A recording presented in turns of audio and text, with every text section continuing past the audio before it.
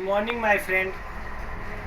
मैं आज फिर आपके बीच उपस्थित हुआ हूँ केमिस्ट्री क्लास 10th का सेशन 3 लेकर। पिछले वीडियो में हम लोग अम्ल क्षार सूचक इसका अध्ययन कर लिए थे। अब हम लोग आज पढ़ेंगे कि किस पदार्थ में कौन सा इम्पोर्टेंट अम्ल पाया जाता है और किस सूचक का रंग किस विलयन में कैसा होता है।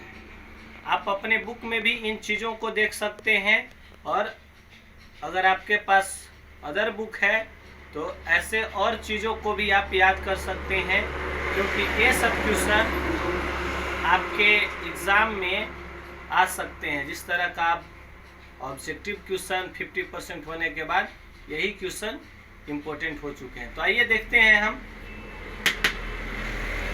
हमने लिखा है पदार्थों में उपस्थित अम्ल, यानी किस पदार्थ में कौन सा अम्ल उपस्थित रहता है। जैसे पहला हमारा संतरा या नींबू का रस, यानी कि संतरा या नींबू जो हम खाते हैं उसके रस में कौन सा अम्ल होता है, तो याद रखेंगे सिट्रिक अम्ल। कौन सा अम्ल? संतरा और नींबू में सिट्रिक अम्ल पाया जाता है। उसके आगे है सेब, जो हम लोग खाते हैं सेब, उसमें कौन सा अम्ल पाया जाता है, तो मैलिक अम्ल। इमली में टार्टरिक अम्ल, सिरका में एसिटिक अम्ल, दही में लैक्टिक अम्ल, टमाटर में ऑक्जेलिक अम्ल, अमाशय रस में कौन सा अम्ल पाया जाता है, तो हाइड्रोक्लोरिक अम्ल यानी HCl। चाय में, जो हम चाय पीते हैं उस चाय में अम्ल पाया जाता है। कौन सा अम्ल पाया जाता है, टैनिक अम्ल। याद कैसे करेंगे, इसका एक ट्रिक क्या है भाई, तो चाय को अंग्रेजी में टी कहा जाता है, अभी जानते होंगे। तो टी से टैनिक बना सकते हैं कि चाय का अंग्रेजी टी होता है, यानी कि चाय में टैनिक अम्ल पाया जाएगा। अगला हमारा है विटामिन सी। विटामिन सी को और किस नाम से जानते हैं या कौन सा अम्ल पाया जाता है, तो है एस्कॉर्बिक अम्ल। लाल चींटी में फॉर्मिक अम्ल, जो लाल चींटी होती है जो अगर कभी हमें काट दे तो हमें जलन महसूस होती है, तो उस अम्ल की वजह से होती है। उस अम्ल का नाम है फॉर्मिक अम्ल, यानी कि लाल चींटियां जब काटती हैं तो हमारे शरीर में फॉर्मिक अम्ल छोड़ देती है, जिसके वजह से हमारे शरीर के उस पार्ट में जलन महसूस होती है। ठीक है, आगे आते हैं। हमारा है अम्लीय तथा क्षारीय विलयन में सूचक का रंग परिवर्तन, यानी कोई भी पदार्थ का रंग अम्लीय तथा क्षारीय विलयन में कैसा हो जाएगा। ये हमारे सूचक हैं। अम्लीय माध्यम में, अम्लीय विलयन में उसका रंग कैसा हो जाएगा और क्षारीय विलयन में उसका रंग कैसा होगा, ये हम देखेंगे। जैसे लिटमस पत्र, लिटमस पत्र को जब हम अम्ल में डालते हैं तो लाल हो जाता है और क्षार में डालते हैं तो नीला हो जाता है।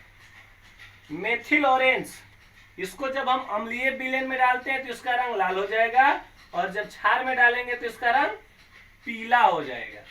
फिनोल्फेथेलिन को जब हम अम्ल में डालेंगे तो रंगहीन रहेगा, यानी कि इसका कोई रंग नहीं होगा। इस तरह का परिवर्तन होगा कि उसका कोई रंग ही नहीं होगा। और जब इसे हम क्षारीय में डालेंगे तो इसका रंग गुलाबी हो जाएगा। अगला हमारा है हल्दी पत्ता। हल्दी जो पौधा होता है उसका पत्ता लेंगे और उसे हम अम्लीय विलयन में डालेंगे उस पत्ते को, उसका रंग पीला हो जाएगा और जब क्षार में डालेंगे तो उसका रंग लाल भूरा हो जाएगा। चुकंदर में डालेंगे चुकंदर को अगर अम्लीय विलयन में डालेंगे उसका रंग लाल बैंगनी का हो जाएगा और क्षारीय में डालेंगे तो पीला हो जाएगा। लाल गोभी का पत्ता, यानी पत्ता गोभी जो होता है दो प्रकार के, वो हरा होता है जनरली जो ज्यादा मात्रा में पाया जाता है, और एक लाल पत्ता गोभी भी आता है जो कम मात्रा में पाया जाता है। उस पत्ता गोभी की बात हो रही है। तो लाल गोभी का जो पत्ता होगा अगर उसे हम अम्लीय विलयन में डालेंगे तो उसका रंग लाल बैंगनी होगा और क्षारीय में डाल देंगे तो हरा हो जाएगा। यानी कि बहुत ऐसे पदार्थ हैं जो अपने रंग परिवर्तन के फलस्वरूप किसी विलयन के अम्लीय या क्षारीय होने की सूचना देते हैं। उनमें से कुछ इम्पोर्टेंट को हमने यहाँ पे लिखा था।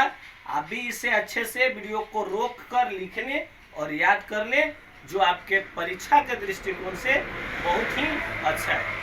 आगे हम लोग पढ़ेंगे सांद्रता के आधार पर अम्ल के प्रकार। सांद्रता यानी कि अम्ल की मात्रा, किसी विलयन में अम्ल की मात्रा, उसी को हम सांद्रता कहते हैं। तो सांद्रता के आधार पर अम्ल दो प्रकार के होते हैं। कौन कौन? पहला है सांद्र अम्ल, जिसको अंग्रेजी में कॉन्क एसिड भी कहते हैं, और दूसरा हमारा है तनु अम्ल, इसे डाइल्यूट एसिड भी कहते हैं। अब हम लोग पढ़ेंगे परिभाषा कि सांद्र अम्ल किसे कहते हैं और तनु अम्ल किसे कहते हैं। देखिए सांद्र अम्ल किसे कहते हैं? कहता है कि वैसे अम्ल का विलयन, अम्ल क्या है? तो एक प्रकार का विलयन है। तो वैसे अम्ल का विलयन जिसमें अम्ल की मात्रा अधिक तथा जल की मात्रा कम हो, उसे सांद्र अम्ल कहते हैं। यानी कि एक विलयन होगा जिसका अधिकांश भाग अम्ल का और थोड़ा बहुत जो भाग होगा वो जल होगा। तो इस तरह के अम्ल को हम सांद्र अम्ल कहेंगे। अगला हमारा है तनु अम्ल। तो इसका क्या परिभाषा है? तो बस इसका ऑपोजिट, वैसे अम्ल जिसमें अम्ल की मात्रा कम और जल की मात्रा अधिक हो। यानी कि अम्ल एक विलयन है, ऐसा विलयन तनु अम्ल कहलाएगा जिसमें अम्ल थोड़ा बहुत हो और जल की मात्रा ज्यादा हो, उसे हम तनु अम्ल कहते हैं। समझ में आ गया?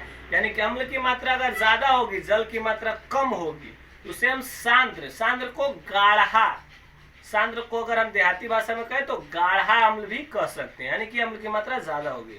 तनु का मतलब पतला, यानी कि अम्ल बहुत ही कम होगा, जल काफी मात्रा में होगी, उसे हम तनु अम्ल कहते हैं। अगला हमारा टॉपिक है शक्ति के आधार पर क्षार के प्रकार। यानी क्षार दो प्रकार के होते हैं। शक्ति के आधार पर हमने अम्ल के प्रकार के बारे में पढ़ा था कि शक्ति के आधार पर अम्ल भी दो प्रकार के होते हैं। कौन कौन? प्रबल अम्ल और दुर्बल अम्ल। तो क्षार भी वही प्रकार के होते हैं, प्रबल क्षार, दुर्बल क्षार। क्या है प्रबल क्षार? कह रहा है परिभाषा कि वैसे क्षार जो जल में घुलकर पूर्णतः OH आयन प्रदान करते हैं। अम्ल रहेगा तो हाइड्रोजन आयन प्रदान करेगा, क्षार रहेगा तो हाइड्रोक्साइड आयन प्रदान करेगा। तो वही कह रहा है कि वैसे क्षार जो जल में घुलकर पूर्णतः माने पूरी तरह से हाइड्रोक्साइड आयन OH- प्रदान करता है, उसे प्रबल क्षार कहते हैं, ताकतवर क्षार कहते हैं। तो जल में जब घुलाएं तो काफी मात्रा में पूर्णतः पूरी तरह से हाइड्रोक्साइड आयन प्रदान करता है। एग्जाम्पल के तौर पर NaOH, KOH, CaOH का ऑल्टवाइज ETC बहुत सारे हैं। यानी अगर धातु सर्वाधिक क्रियाशील होगा तो उसके हाइड्रोक्साइड प्रबल क्षार कहलाएंगे। अगला हमारा है दुर्बल क्षार। परिभाषा वैसे ही अम्ल के तर्ज पर दे सकते हैं हम, वैसे क्षार जो जल में घुलकर अंशतः के मतलब नाम मात्र का थोड़ा बहुत हाइड्रोक्साइड आयन प्रदान करता है, उसे दुर्बल क्षार कहते हैं। यानी कि क्षार का वह प्रकार जब हम उसे जल में घुलाएं तो थोड़ा बहुत हाइड्रोक्साइड आयन प्रदान करे या नाम मात्र का सिर्फ प्रदान करे, उसे हम दुर्बल क्षार कहते हैं। जैसे NH4OH, MgOH का ऑल्टवाइज ETC। लास्ट हमारा है एक स्टार, जो बहुत ही इंपॉर्टेंट है। क्या कहता है कि किसी भी अम्ल को सांद्र से तनु बनाने के लिए, यानी कि कोई गाढ़ा अम्ल है, सांद्र का मतलब गाढ़ा है, उसे हम तनु बनाना चाहते हैं, पतला करना चाहते हैं। बनाने के लिए जल में अम्ल डालते हैं। यानी कि पहले से ऑलरेडी जितना जल में हमको अम्ल डालना है उतना जल ले लेंगे और उसमें थोड़ा थोड़ा करके अम्ल डालते हैं, न कि अम्ल में जल। इस बात को गौर से समझिए। यानी कि अगर कोई हमारा अम्ल है, सांद्र अम्ल, गाढ़ा अम्ल, उसको हम पतला करना चाहते हैं तो हम उस अम्ल को जितनी मात्रा पानी में मिलाना चाहते हैं उतनी मात्रा में पानी ले लेंगे और उस जल में यानी उस पानी में अम्ल को डालेंगे।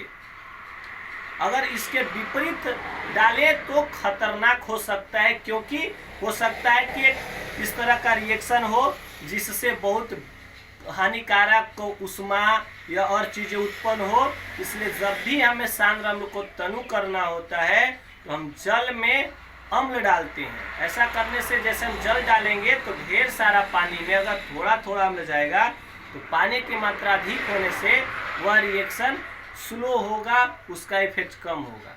और जब हम अम्ल में जल डालेंगे तो वही चीज़ तेजी से होती है, ज़्यादा मात्रा में होती है। इस चीज़ को याद रखेंगे कि किसी भी अम्ल को सांद्र से जब हम तनु बनाना चाहते हैं तो जल पहले लेकर उसमें धीरे धीरे अम्ल को डालते हैं, न कि अम्ल में जल।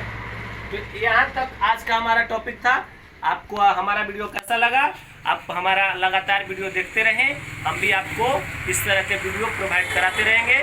हमारा वीडियो देखने के लिए आपका बहुत बहुत धन्यवाद।